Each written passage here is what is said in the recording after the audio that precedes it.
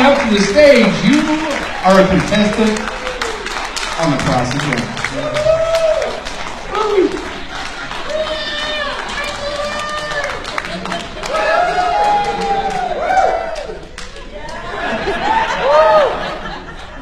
Did you guys get cocktails before you came here? Don't worry about it.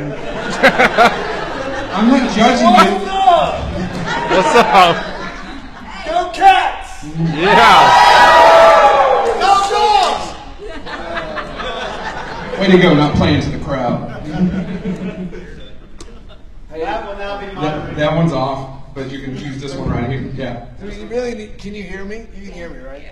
What? My name is Matt Lillard. I'm an Aquarius. You doing? Are you going to come up here? You want to come have a seat? I'd rather just be with people. Yeah. Woo! Hello, ladies. I sometimes like to stretch. She is actually filming your crotch right now. I saw that. I saw that. Is it everything you hoped it would be? I don't blame you. And more. Did you hear that, I man? have videos I can show you later. I actually don't really want to go up there. Who has it? What are we doing? We're talking about Scream. Well, we could be talking about whatever you want to. We usually do no, a don't say that. Don't say that. I mean, I'm just kind of pissed I didn't get a drink, but that's okay. You guys are the stars. Sorry. That's all right. We have to get them ourselves. Usually I start a question and answer, and I usually throw out a question, but I think this crowd is primed. Yeah. Right? You guys are ready. Who has a question? Come on, raise your hand. Don't be shy. Right here, Spaceballs. Okay, yeah, I don't care. Hello, what's going on, guys? Glad you guys. What's up? What's up? Welcome to the Rump Arena. So loud. Let's just take all these things away. I don't care. You mean, what's up? What's going on? You mean? All right, cool. Glad you guys found it. Made it to the room. It's awesome. Heard you guys were in the wrong one. I thought we were in the wrong one. All right, cool. All of your home video, bro. I'm editor at 1420 AM. It's a horror website online, right? And I'm gonna put this on our YouTube if that's okay with you guys. Anyway, 1428. it started out being, it's the Nancy Thompson's home and Nightmare on Elm Street. But we're not only the home of Nancy, we're the home of all horrors. So you guys should come to the website. It's 1428elm.com. You realize that this is their panel. Yes. I gave you a hold on. I gave you a compliment about that kick-ass shirt. I'm sorry. All right, let's get to it. Let's wrap it up. Okay, let's get to it. I want to say, Matt, you're currently on Hold and Catch Fire, which is the most underrated show on TV, and you're rocking it. So I want to say thank you for that. Picked a really good project. All right, let's get to Scream. That's what we're all here for. All right, and I hate to go to the end of the movie early, but can you guys talk about your all's planning and what went into the iconic third act of the movie with Sydney, and did you guys do any acting exercises together? What did you guys do to get into such an iconic moment in horror history?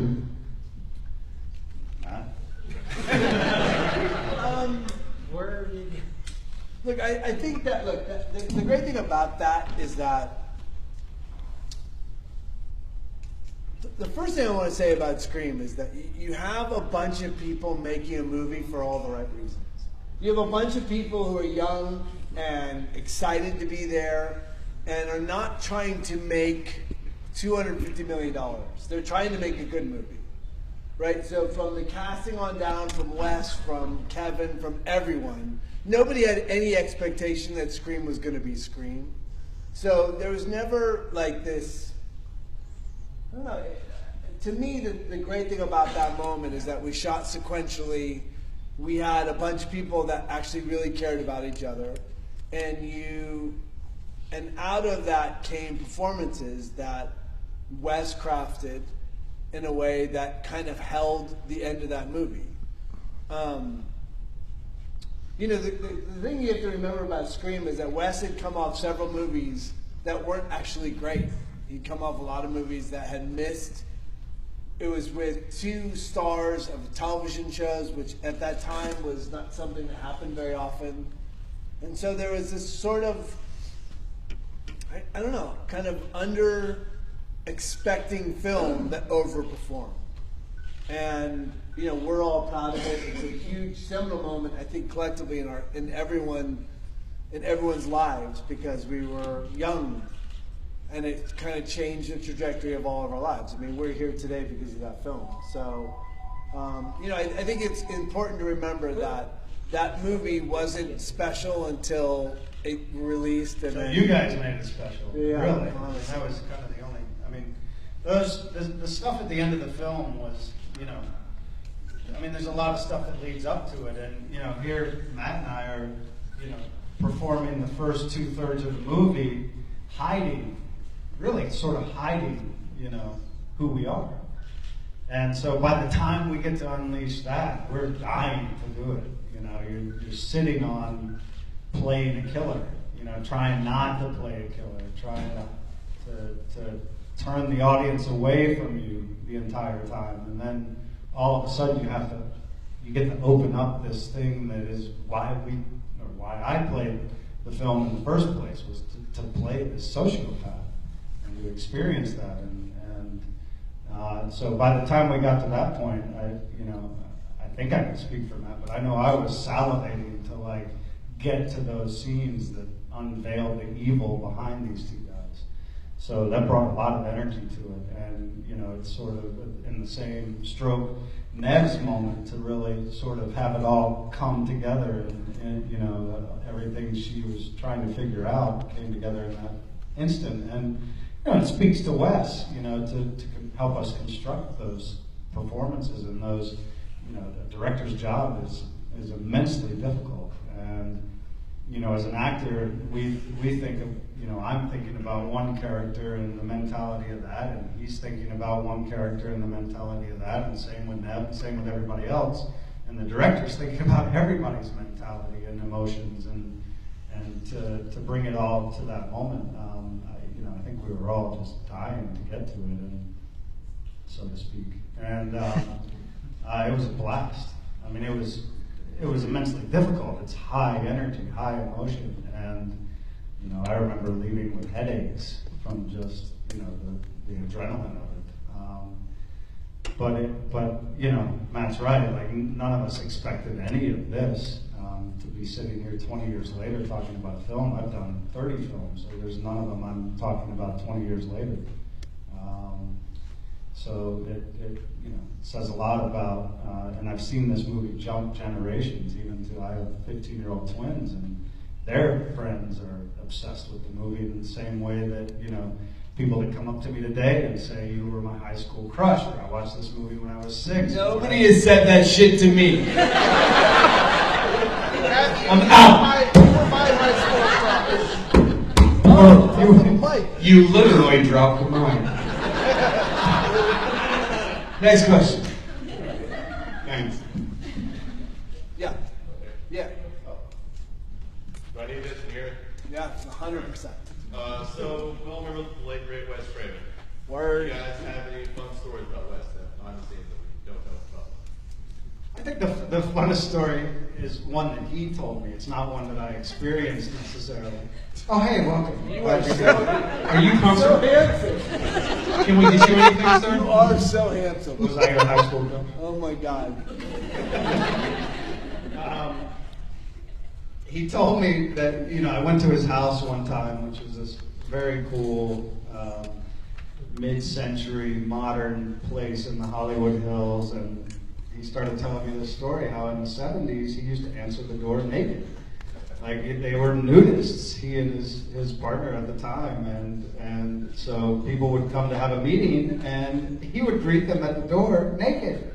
And I thought it was the most interesting, because to me, Wes has had so many different lives within his amazing life, and so many different interests, and that one stands out.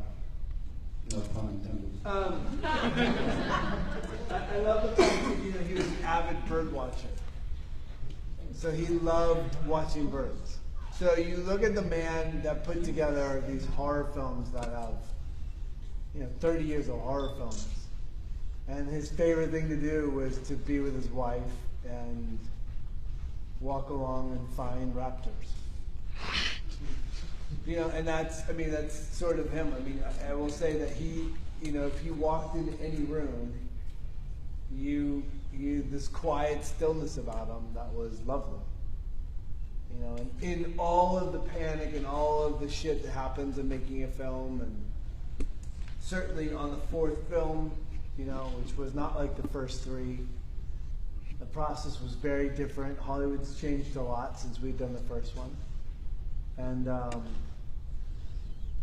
you know, he still had this sort of stillness about him that was remarkable.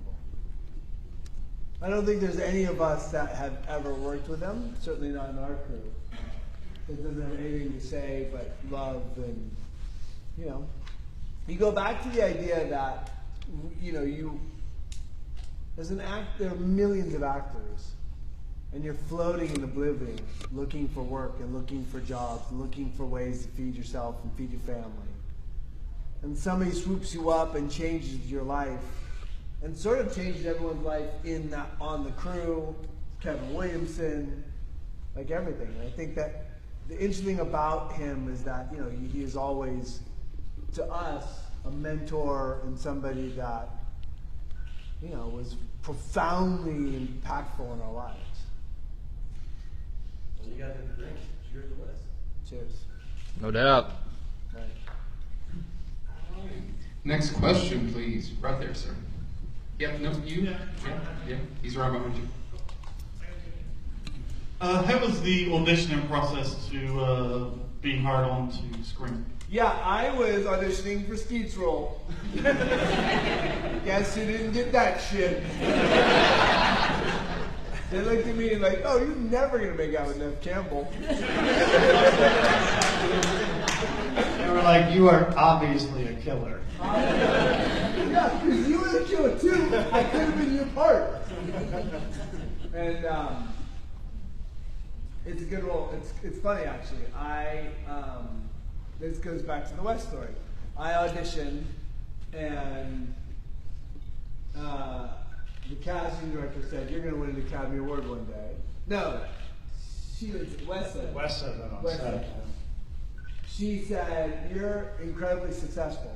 And I said it yesterday too, though. The what? I auditioned, and she goes, "You are very talented." I'm like, "Well, yeah, I tell my mom that." And she picked up the phone and called my mom. Told her I was talented. And then, true story on set, towards the end of the film, I had a scene, and I walked outside, and I was looking for a cell phone.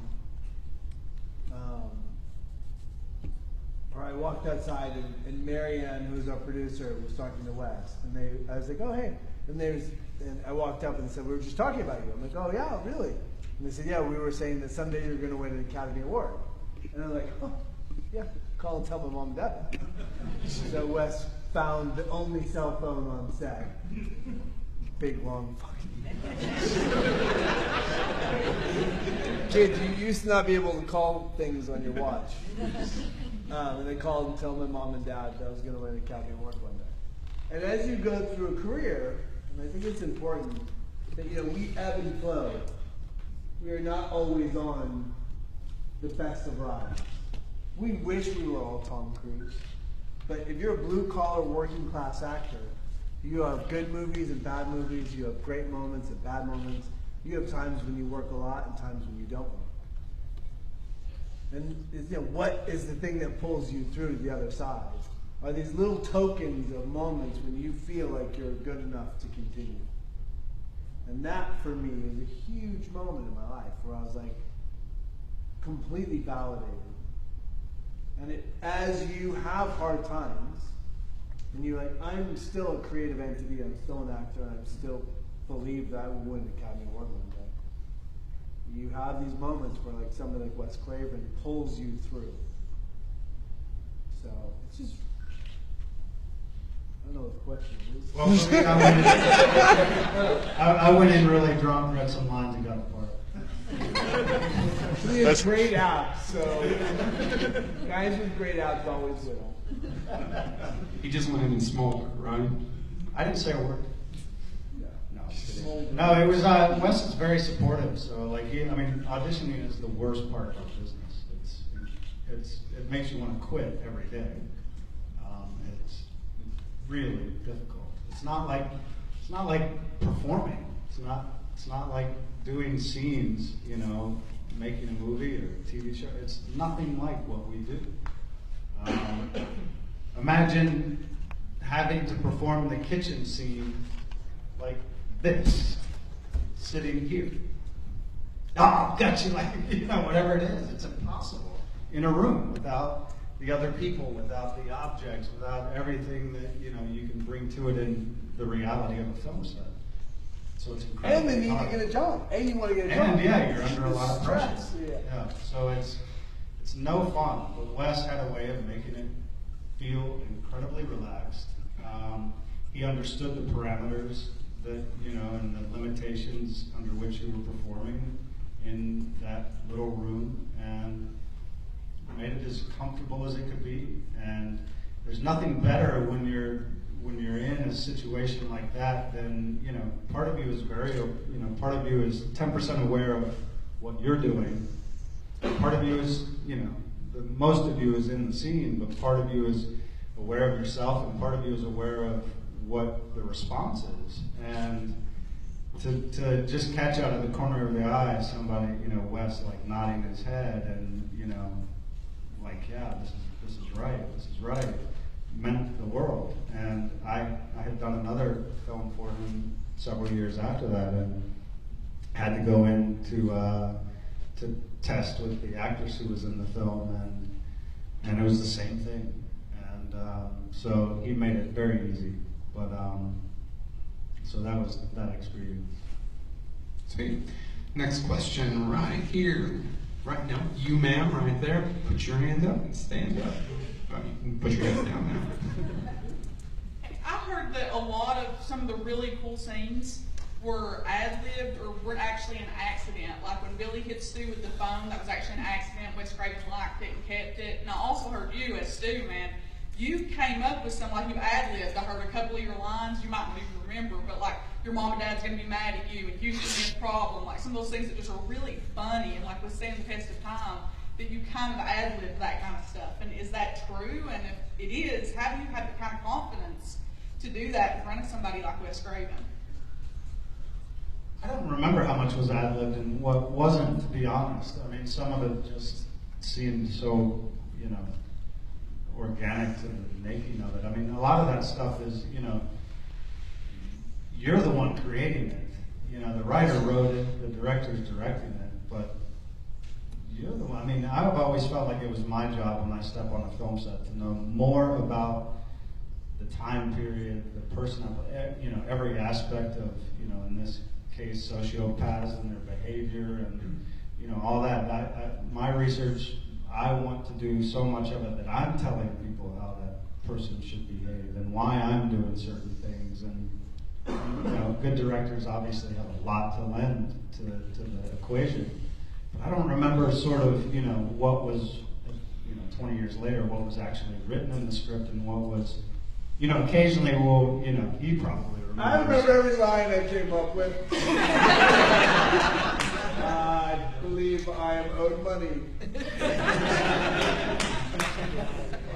But there were definitely a lot of lines that came out of that moment. You hit me with a phone, Dick. He threw the phone at me and hit me with the phone. And I turned and said, "You hit me with the phone, Dick." Yes, you did. Yeah, that one was easy.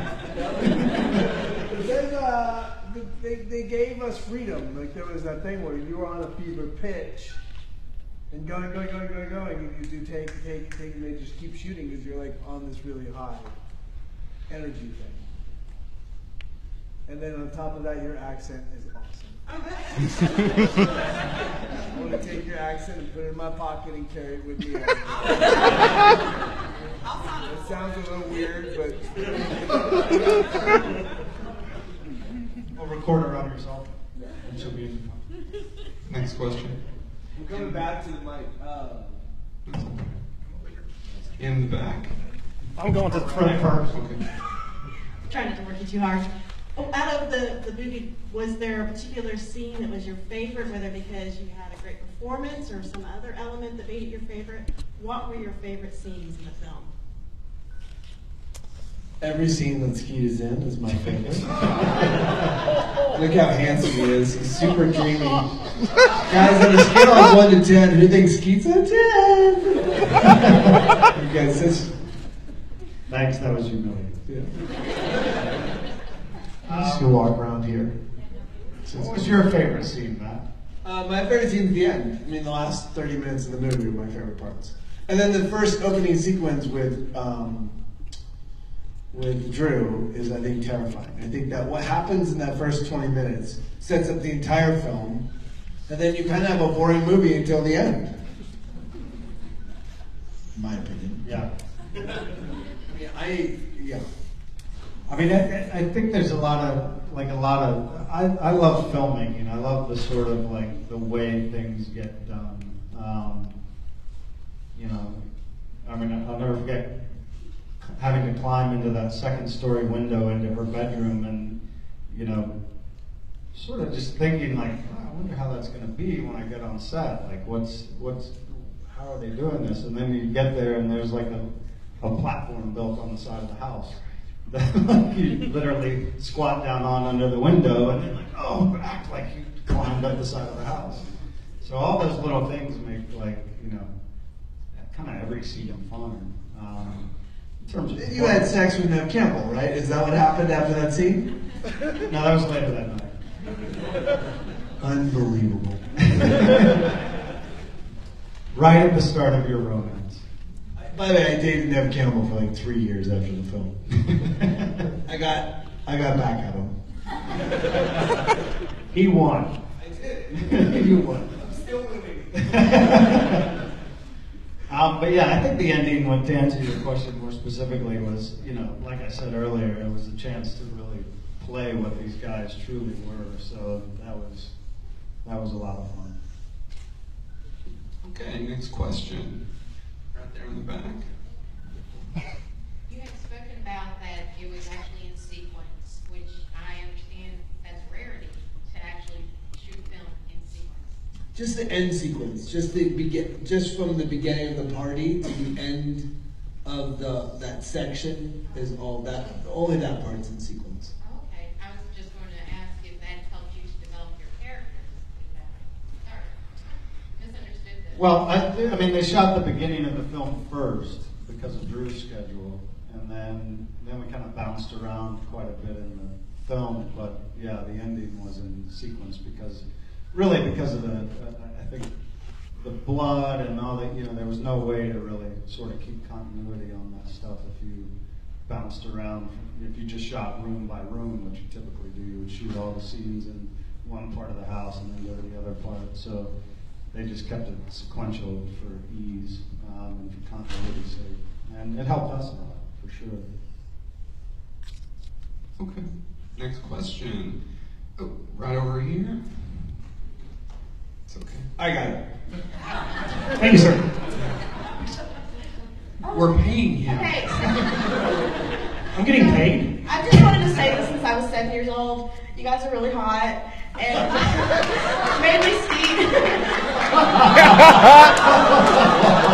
mean, you're both really hot, but I just wanted to tell you guys that because I was like 7 and I'm 29 now. Kind of made my prepubescent years. Aww, thanks, I think. You can come sit back with me now. No, I would love you to sit with me. That's all I have to say. I'm gonna come sit down. You want to go sit with me Please for a do. second? I will die. I will let you guys kill me.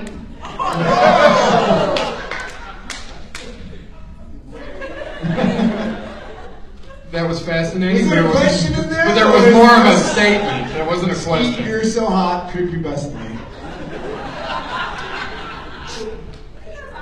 And now he's so dreamy and he's got the best abs. All right, next question. Yes, please. Next. The troll in the middle would like to have another question. What's up? What's up? No, I'm talking about me being the troll in the middle of these two guys, not you. That came off wrong. I just want to let you know I came here for you, not Skeet, so you can come home with me. Woo! Do we have security in the room? I see you. I see you.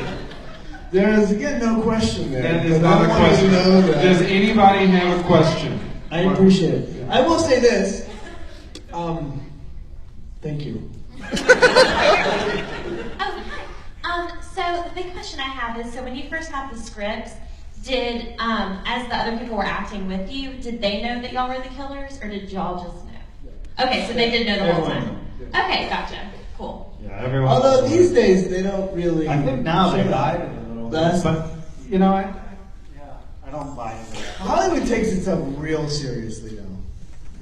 They don't it's trust a any little of us. absurd how much they're like, you can't tweet about it. You can't. I mean, it's absurd. It's just the nature of our business now. Yeah. Get out of here! Right. Whose bike do you want? Mine or that? Aww. Sit back here and pout. And by the way, I don't find either one to be attractive. I don't believe that. My crush was on Courtney. Wait, that's good. Through the 70s and 80s, you look at Texas Chainsaw Massacre, Friday the 13th, Nightmare on Elm Street. You have a lot of generation-defining movies. And then today you have things like The Conjuring or Insidious, which are going to become classics. But when you look at the 90s, the only thing that comes to mind is Scream. So would you think, two-part question, would you think that Scream is a generation-defining movie? And two, do you think Scream actually saved horror from sliding off into oblivion? Because there were not many big-name movies up until Scream at that time. Right. Good question. Well, here's what I'll say about Scream. I do think that before Scream came along, there was this notion that films had to be evergreen. Meaning that if I could put it in the movie now, it would have no reference to time or date, so that it could live in perpetuity. The thing that was interesting about Scream is that it was an immediate release that went to a VHS DVD platform. So they said, screw evergreen. We're going to make it 100% timely. We're going to self-reference. It will become a self-referential film. So the idea of like not tagging it with a time and a place was thrown out the door, and that changed sort of the perspective on how to make how the relationship to the delivery of the film. Yeah. Yeah, I think it certainly, I mean, now in hindsight, it seems to have defined the 90s and a generation of films. I don't think horror would have ever died. I think it certainly hit a lull in terms of its ability to generate box office. But I don't think there's any way, there's something so primal about horror films, and the reason, that there are really two genres three in theaters now, from superheroes and that genre, if you will, and horror and really animation. So I think it was always meant to survive, and there's a reason it does. So I don't know if we saved it. It certainly proved to producers that it could make money again. And it reignited. I mean, it would have always come back. It just reignited it. Yeah, it's all cyclical. You're going to see a whole mess of westerns come through. It's like a whole mess of war movies, a whole mess of cop dramas. They just come and they go. Yeah. I have a follow-up to that. Have you guys heard of Quentin Tarantino talk about later how he would have liked to have directed it? Have either one of you heard that in any of his interviews? No, I sat in his house with him once to talk about a film he was doing, and he never mentioned it. But it was in a podcast. I can't remember if it was Mark Maron or whatever, but he talked about how he would have liked to have directed it, and it just never came up. Anyway, Okay. 4 hours long. It's totally different. Who's next? Yes, ma'am.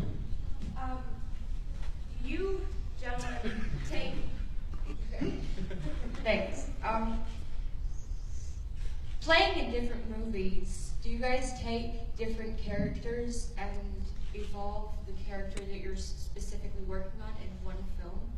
Or do you like try to maximize that one character? Like in the different movies that you guys have played, have you tried to accumulate some part of other characters and redefined it in a way? You know, you have yourself. You know, you have your own emotional life, and you know, I think the interesting thing about it is to sort of imagine how you perceive things and how you perceive things, and how people display emotions in different ways, and ultimately how different characters do that. So, I mean, for me, I've never thought about once you leave one character, you know, it's gone. I mean, you know, I wouldn't want to sort of bring any aspect of that back. There are similarities, you know, there are things that are almost impossible to overcome part by part. There are things you wish you could hide about yourself, or, you know, a look you could change, or a way you respond to certain things, and you'll try, and sometimes you succeed at it, and sometimes you look at it, you know, like, I never watch, the first time I see the film, I never want to see it with anybody else, including my own family. Like, I want to sit there, and it's like, it's how I sort of question my own work and growth and whatnot. And I love watching myself. Especially with people. I like to watch myself as many times as possible. So I don't, you know, I mean, I think you try and take a fresh perspective each time. I mean, I've been fortunate to play, you know, to not stick to any genre, and to do a lot of different stuff, and with a lot of different directors, and each one felt somewhat different to me. Look, I think you always try to grow. I do think that if you become a mechanic, you want to learn other things about mechanics. Our goal as an artist, as an actor, is to continue to grow. I mean, our goal is, I've been doing this since I was 13, I'm 46. If I was just doing the same shit all the time, it'd be pretty miserable. I keep trying to avoid this guy's camera. So the idea is, if you... No, but you do. You want to keep doing different things. I mean, you want to change. You want to keep expanding what you do. And I think that if you watch Scream, I watched Scream for the first time with Kevin Williamson. The 20th anniversary is the 20th anniversary year. I watched it back in January. My wife had never seen it. So I'm sitting in this audience packed in LA with my wife and watching this little boy on screen act. And the difference between me as a man and me as an actor now is night and day. And it's just a matter of growth and character, and like how you expand what you believe great acting is. I see sort of where my thoughts came from. You know, I see what I believe now in that kid who's spazzing out, you cut me too deep, screaming and spitting and all this kind of extraneous energy. It's bananas to watch, but you try to grow. That's, I think, and then within that, your parts grow, your depth of the work grows. You become a better actor. But it's hard these days. I mean, kids don't get a lot of opportunities. I mean, our society now, what we're doing to these young actors, like how many Twitter feeds, the people you have on your feed, is the defining moment of who gets hired in this town. That's crazy. How many people are on your Twitter decides who gets a job versus who doesn't? I mean, that's a legitimate thing that the head of ABC said. We will go with the highest Twitter number. What? Like, what are you doing? And the other thing that's interesting about our life, and you all should know this, is like, we used to get paid money. We used to get paid great money. Now 1% of our industry makes above the poverty line. So they'll take Tom Cruise and they'll give him a lot of money. They'll take the handsome young guy with a lot of Twitter followers and give him a lot of money. But my career, being a blue-collar actor, we are not getting paid like we used to. Like, we have a hard time supporting families the way we've supported families all our life. So, to that end, these cons help us live our lives. So we are grateful for being here. We are grateful that you're here. And we want to say thank you for sure for these moments, for providing us opportunity to feed our kids. Because without it, I don't know what we'd be doing. And so it's really powerful thing for us. So thank you. Thank you.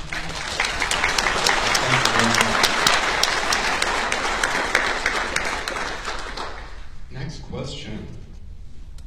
Right there. Oh, stop. So, request and a question. Request and a question, yeah. Mr. Matthew? Yeah. Take a shaggy for a few minutes. No.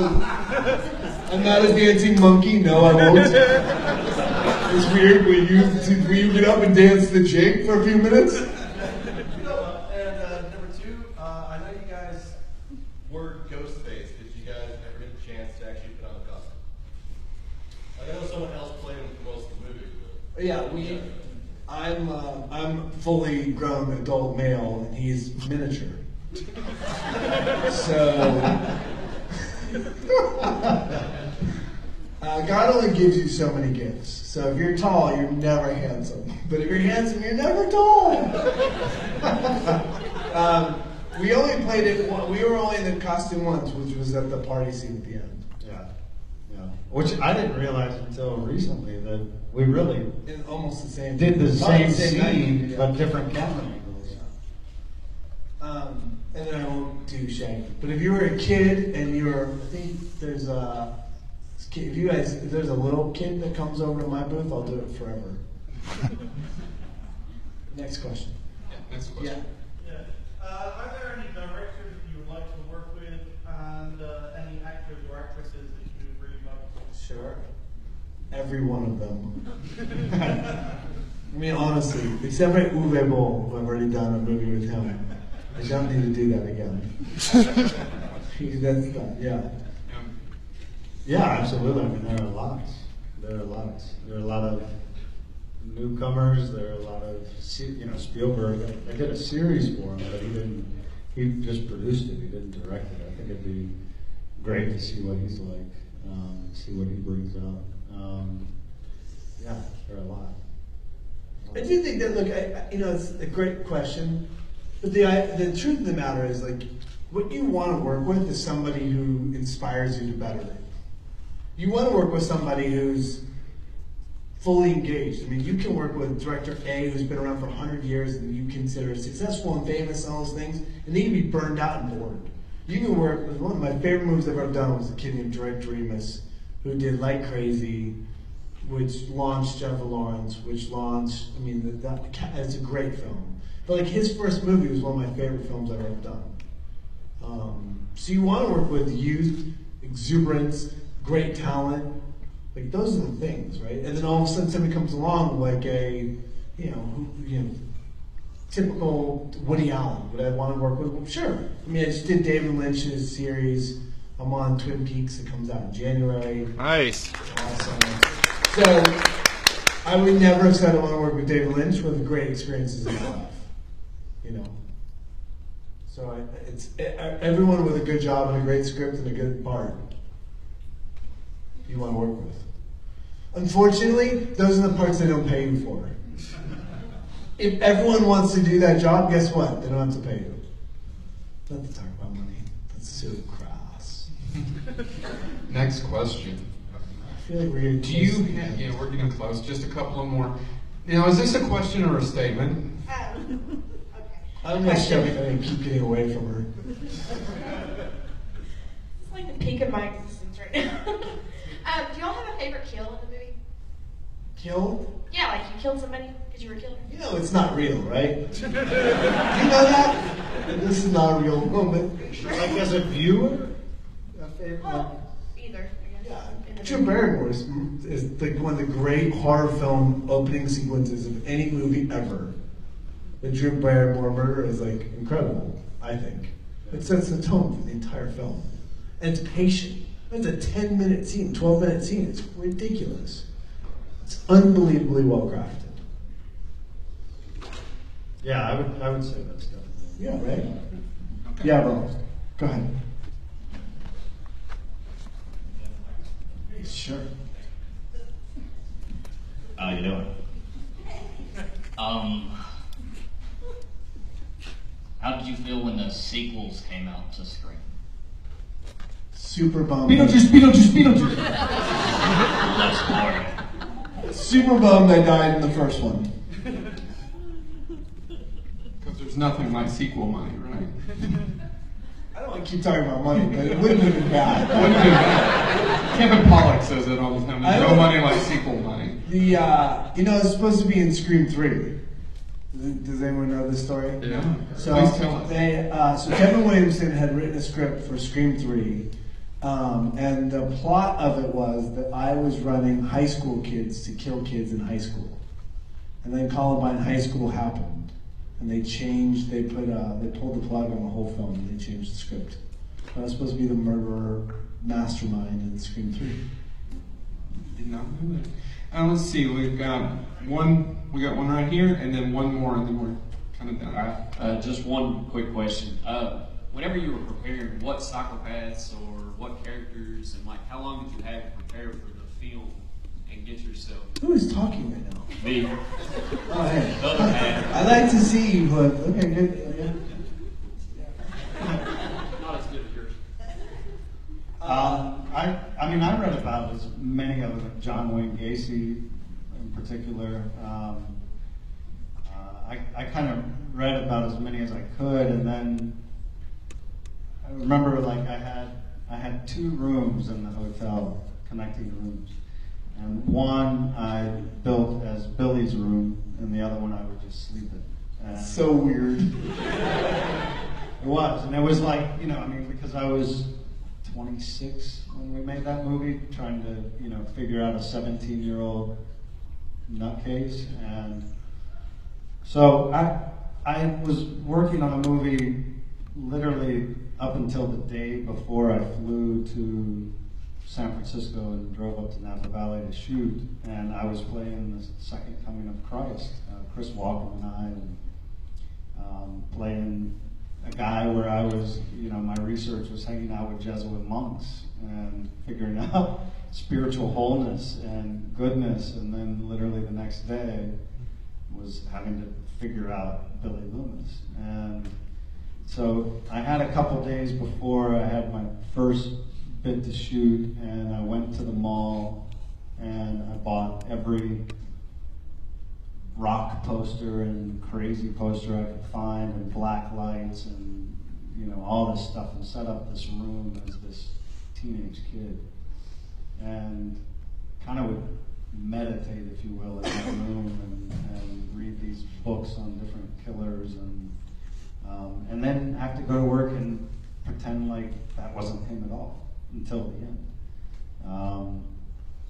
But I remember John Wayne Gacy in particular, which is like an incredibly sad story of his childhood, which I'm sure maybe most of you know.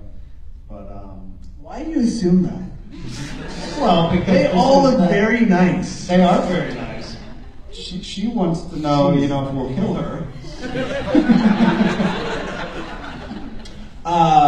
Yeah, I didn't do any of that.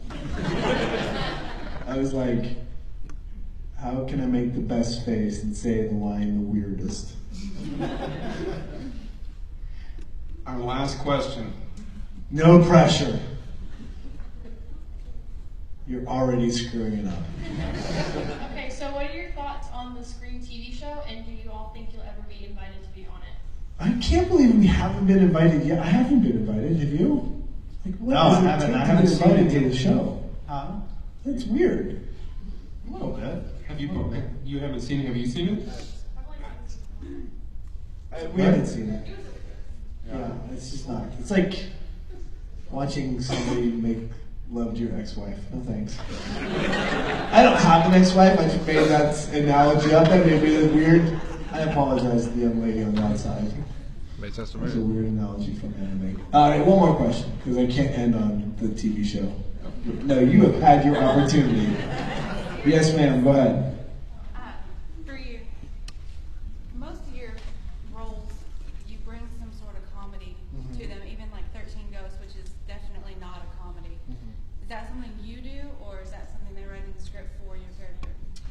you can't hear her in the back, she said I'm much better looking in real life. That's what she told me earlier. I want to say thank you. So the question, if you can't hear, I bring an element of levity to my parts. I do that. I think that sometimes works against me, but I do it. I think that you can handle the end of Scream because you're running for your life, and then the break to make someone laugh is, I think, an amazing blend of tone for a film. So, Bill Paxton in Aliens, Who Put Her in Charge, is the quintessential moment where you're laughing your ass off as people are running from monsters. I think it's just great tonal storytelling. I happen to do it all the time, and I don't know, I like it.